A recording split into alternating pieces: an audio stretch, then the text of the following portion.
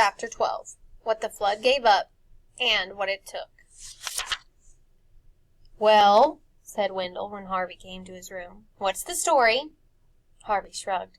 "Everything's fine," he said. "Why don't we just enjoy ourselves while we can?" "Enjoy ourselves?" Wendell said. "How can we enjoy ourselves when we're locked in?"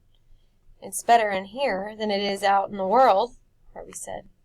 Wendell looked at him in astonishment. "That's true, isn't it?" As he spoke, he grabbed hold of Wendell's hand, and Wendell realized there was a ball of paper in Harvey's palm, which he was trying to pass between the two of them.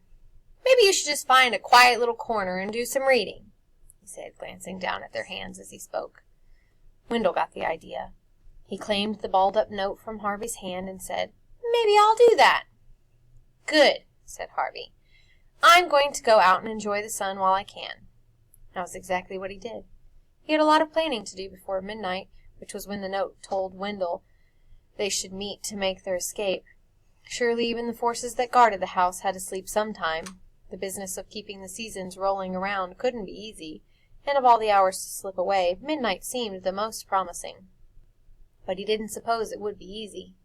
The house had been a trap for decades, perhaps centuries. Who knew how old its evil really was? And even at midnight, it would not be so foolish as to leave the exit wide open. They would have to be quick and clever, not panic or lose their tempers once they were in the mist. The real world was out there somewhere, and all they had to do was find it. He knew when he saw Wendell for Halloween that the note had been read and understood. There was a look in Wendell's eyes that said, "I'm ready. I'm nervous, but I'm ready." The rest of the evening passed for the two of them like the performance of a strange play in which they were the actors and the house, or whoever haunted it, was the audience. They went about enjoying themselves as though this was a night like any other, heading out to play trick-or-treat with a show of loud laughter, even though they were both shuddering in their borrowed shoes, then coming in to eat their supper and spend what they hoped would be their last Christmas in the house. They opened their presents. A mechanical dog for Wendell, a magician's kit for Harvey. Said their good nights to Mrs. Griffin. Goodbye, of course, not good night, but Harvey didn't dare let her know, and then went to bed. The house grew quiet and quieter still. The snow no longer sighed at the sill, nor the wind in the chimney. It was, Harvey thought, the deepest silence he'd ever heard, so deep that he could hear his heart beat in his ears, and every rustle of his body against the sheets sounded like a roll of drums. A little before midnight he got up and dressed, moving slowly and carefully so as to make as little noise as possible. Then he headed out into the passageway, and slipping like a thief from shadow to shadow, hurried down the stairs and out into the night. He left not by the front door, it was heavy and creaked loudly, but by the kitchen door, which brought him out at the side of the house. Though the wind had dropped, the air was still bitter, and the surface of the snow had frozen. It crackled as he walked, however lightly he trod. But he was beginning to hope that the eyes and ears of the house were indeed closed at this hour. If not, why hadn't he been challenged? And he might make it to the perimeter without attracting attention. Just as he was about to turn the corner, however, that sweet hope was soured as somebody in the murk behind him called his name. He froze in his track, hoping the darkness would conceal him, but the voice came again and again called his name. It was not a voice he recognized. Not Wendell, certainly, nor Mrs. Griffin. Not Jive, not Rictus, not Mar. This was a frail voice, the voice of somebody who barely knew how to shape the syllables of his name. Harvey. Then all of a sudden he knew the voice. In his heart, which had been working overtime since he'd slipped out of bed, grew so loud in his ears it almost drowned out the summons when it came again. "Lulu?" he murmured. "Yes," said the voice. "Where are you?" "Near," she said. He stared at the thicket, hoping for some glimpse of her, but all he could see was the starlight glittering on the frosted leaves. "You're leaving?" she said, her words slurred. "Yes," he whispered, "and you have to come with us." He took a step toward her, and as he did so, some of the glitter that he thought was frost retreated from him. What was she wearing that shimmered this way? "Don't be afraid," he said. I don't want you to look at me, she said. What's wrong? Please, she said. Just keep your distance. She retreated even farther from him and seemed to lose her balance as she did so.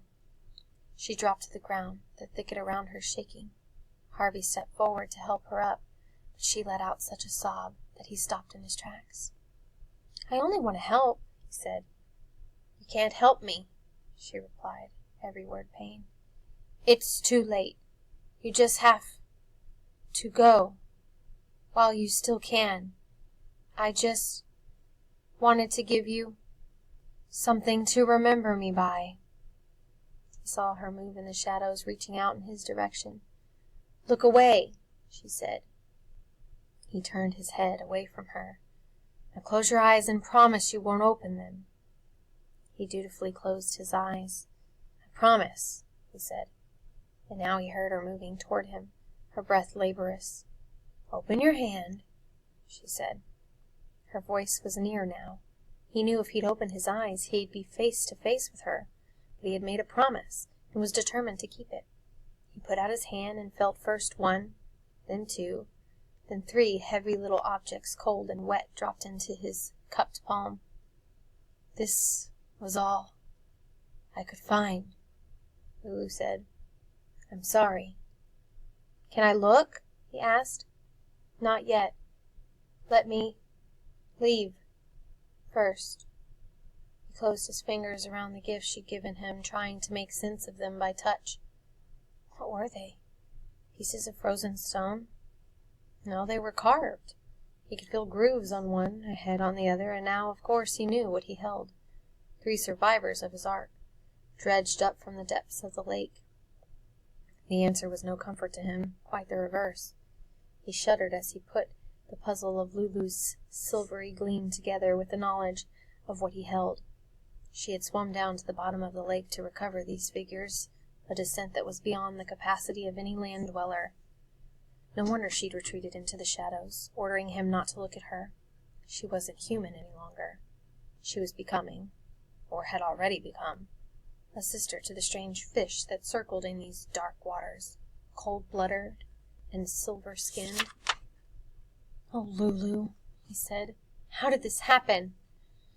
Don't waste your time with me, she murmured. Just go while you've a chance. I want to help, he said. You can't, came the reply. Can't help me. I've been here too long. My life is over. That's not true, Harvey said. We're the same age. But I've been here so long I don't even remember. Her voice trailed away. Don't remember what? Maybe I just don't want to remember, she said. It'll hurt too much.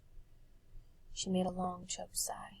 You have to go, she said in a whisper. Go while you still can. I'm not afraid. Then you're stupid, she said, because you should be.